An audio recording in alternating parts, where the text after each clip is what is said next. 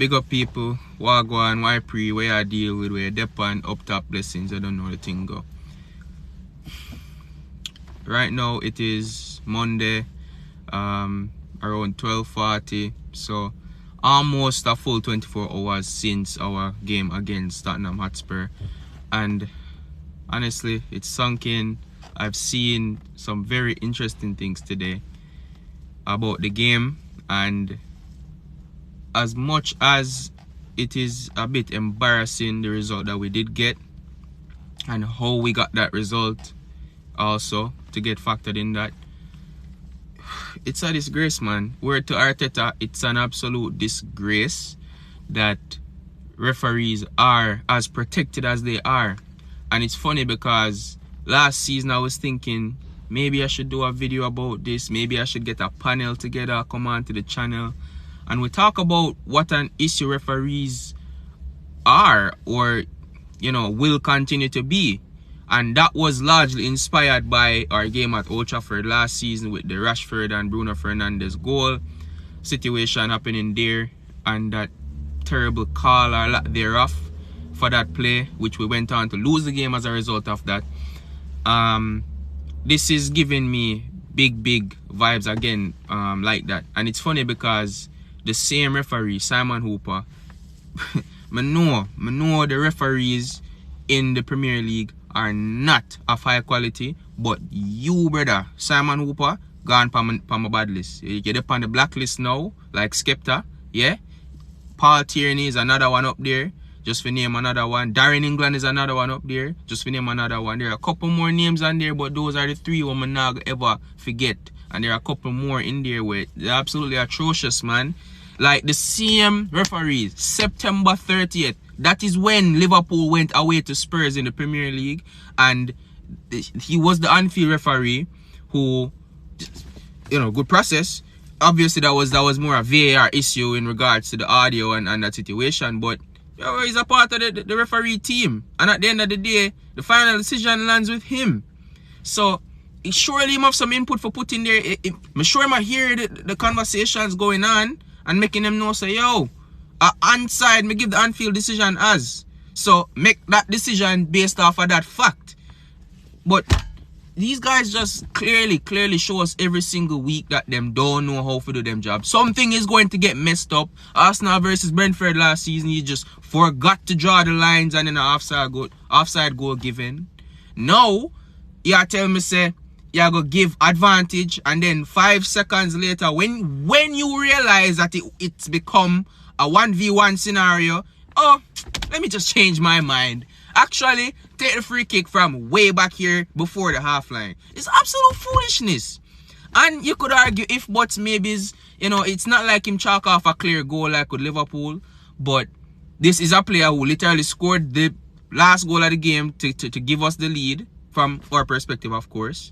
And then we had the equalizer. I know the same player who scored our last goal is about to be one-on-one with their goalkeeper, and they not even give him the opportunity. The one thing I wish was that Grealish got the chance to actually just complete the run-up play, and then VAR look at it and say, you know what, we have to go overrule this unfair referee decision right here to give the free kick.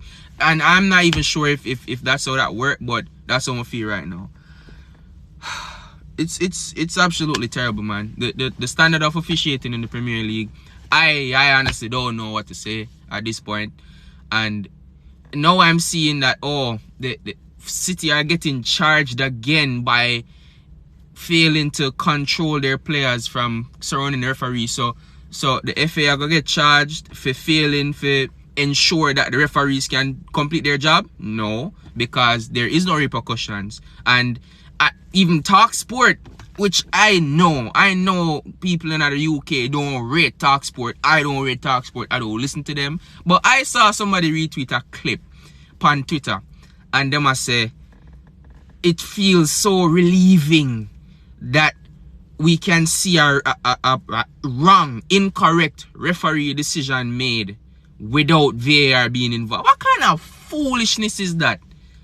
What do you mean by relieving, say, I see rubbish decisions being made? This is where we reach right now. And there will be no benefit from this coming out of us more than we might get an apology. Maybe not. Probably not. Because we never get an apology for the Rashford situation. And we just drop points and now we're what? 3 points off of the top of the table? Or 4 points off of the top of the table? I don't even know, bro. Like, head hot. I don't think I've looked at the table since the end of the game. And I avoided talking about any of this after the game because I just had a feeling it would have been very reactionary in terms of raw and unadulterated thoughts. And I decided, let me let it simmer in my mind first before I come give you guys what I'm actually thinking on the game with a more collective approach. But something has to change in the Premier League. The best league in the world cannot have officiating this poor and inconsistent. It's unacceptable. And speaking of unacceptable, what the hell was that, City? What was that? Against Chelsea, we were leading the game on 3 separate occasions. 3.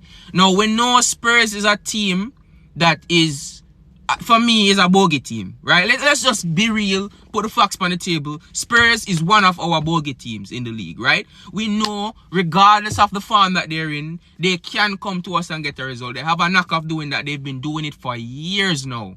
So, this should be a game that we are very, very well prepared for going into the game. Now, I think it was 6 minutes or so, Son opened the scoring. And if I remember correctly, it was our corner that they had a fast break on and launched a quick counter-attack to where Jeremy Doku ended up defending Heung-min Son. And I spoke about this before, and this is nothing against Doku, but it's all good and well having Jeremy Doku run back and help defend and contribute on that side of the play. But it's different having Jack Grealish, who is actually good at that, in that same position. Because Doku is faster than Grealish, so he'll get back faster. But in terms of actual defensive contribution and defensive ability, Jack Grealish beats him in that area. So who would you rather have back defending Son in that position? I know who it would be for me, and it's not Jeremy Doku. And that's nothing against Doku, like I said. Still a new player to the team. He's only been here a couple of months. He's been far more good than he has been bad, in my humble opinion. And I genuinely think that he did his best. But he's not a defender. And Jack Grealish is not a defender either, but he's been doing that role far longer than Jeremy Doku. So it just is what it is, man. Ederson should have done better in that first one as well, in my opinion. Like, come on, man. If it gets that close, then you can touch it, you can save it. That's just how I feel. Ederson's still my guy, though. That second goal, we caught life with Son putting the ball in the back of his net, and we went on to then score, take the lead. Come on, Man City. We had the lead at 2-1. We had the lead at 3-2. And it will still come back and drop the points 3-3. And then on top of that, we allowed the referee decision to go on and affect us getting the 3 points. Can we go back to the days when we used to be that team that people set the example as, like, oh, look at Manchester City. They just go out and win the game, and it doesn't matter if the referee tries to screw them over or not, because they get the game won anyways. And we had multiple opportunities in the game, particularly in the first half, to go on and win that game by a comfortable margin against a Spurs team that didn't have majority of their best players. I mean, not say majority of their best players, but they had tons of injuries in that team. They had Emerson Royal and Ben Davies as centre backs.